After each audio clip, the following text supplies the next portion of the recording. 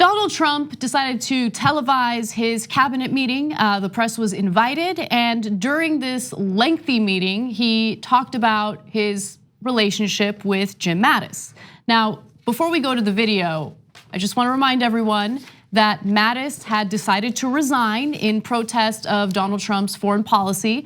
This was after Trump had announced that he was going to pull troops from Syria, and then he later announced that he was gonna pull about half of the troops out of Afghanistan, something that we actually supported Trump on. Now, after Mattis had quit and he had put out a piece explaining why, not a piece, I'm sorry. After he quit and he put out a statement explaining why, Donald Trump decided to fire him by making him essentially leave his post about 2 months early.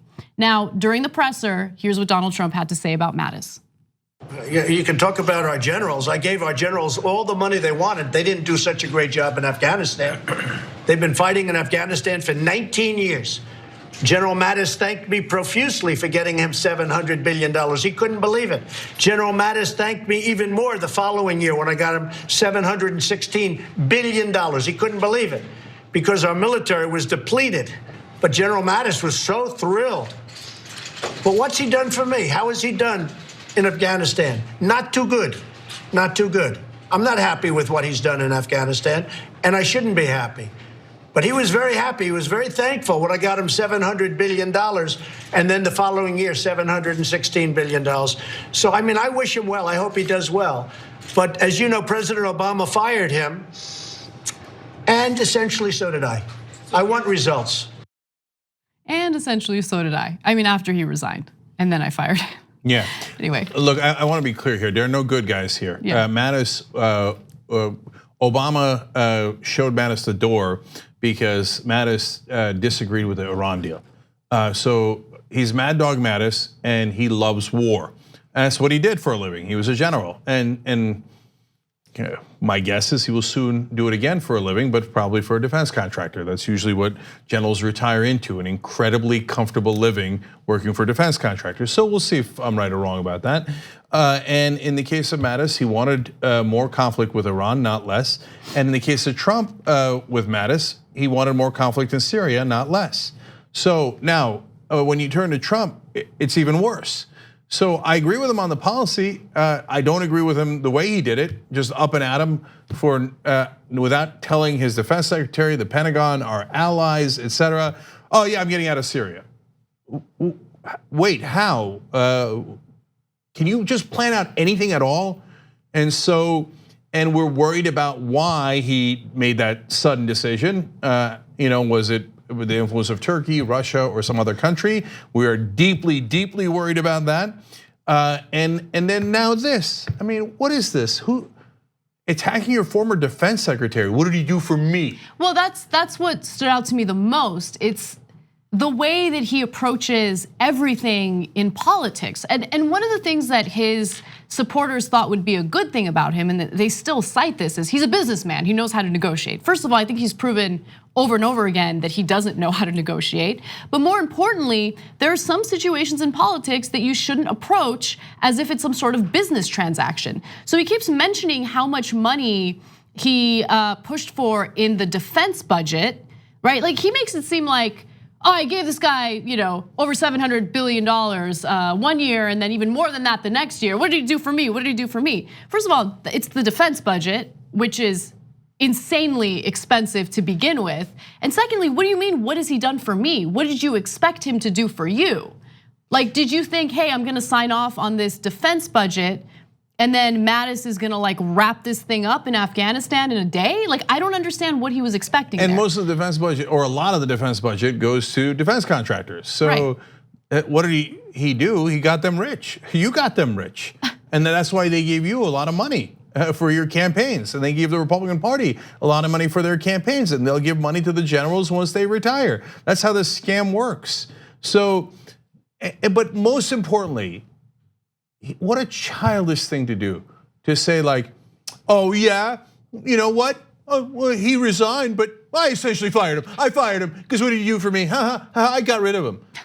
Oh Jesus Christ, man, this imbecile this mentally unbalanced person is the president of the United States. 25th Amendment already put him out of his political misery. He doesn't belong there. I don't mean that because he's a populist. I would love to have a left-wing populist in there that, yes, it gets us out of the wars and doesn't listen to generals who are knee-deep in defense contractor money, but to do it in a rational way, not because of personal pique and because he was offended by his letter, but because of policy reasons, and do it in a smart, reasonable way, which of course Trump is not up to. Well, I mean, who knows? Like, maybe he is smart and reasonable. We have more video.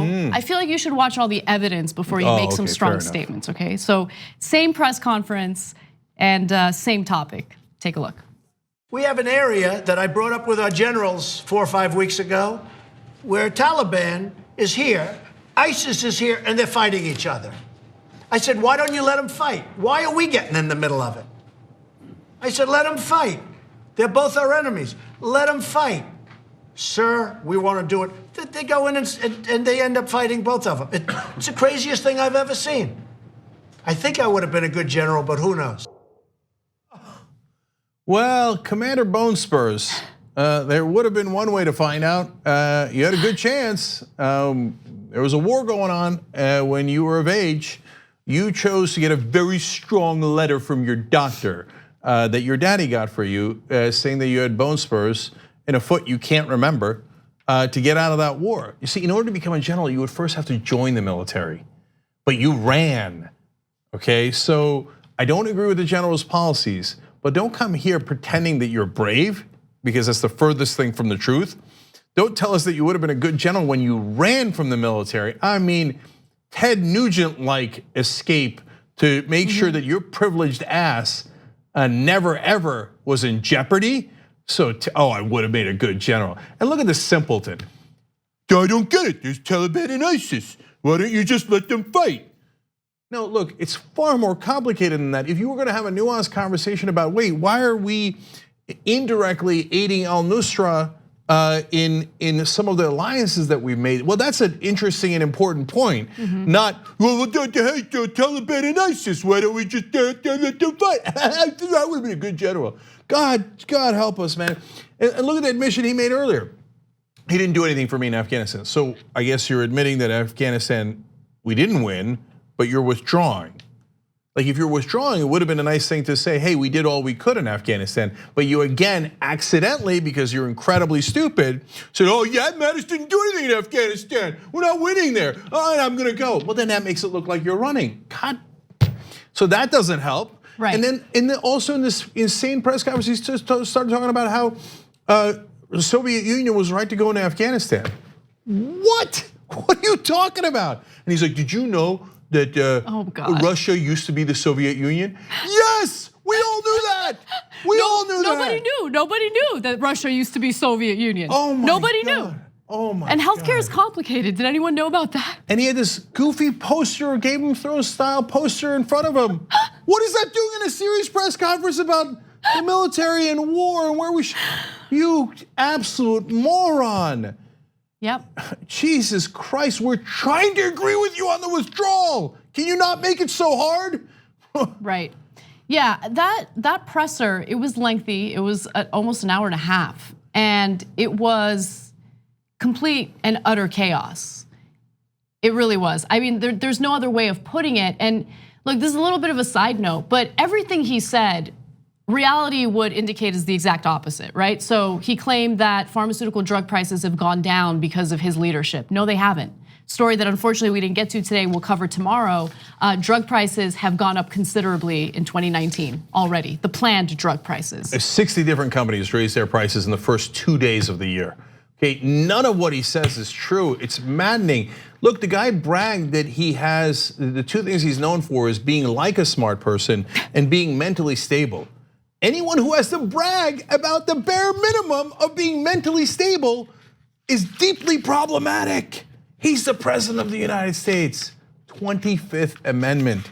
Get him out, get him out, get him out. He is not mentally stable. That is a deeply unstable guy. Yes. I'd get out Mattis and Trump. Be a nice twofer. So luckily Mattis is already gone. 2 easy ways to follow the Young Turks. One is hit the subscribe button down below, then you're a TYT subscriber. And second is ring the bell. And when you do that on YouTube, you're notified of our videos.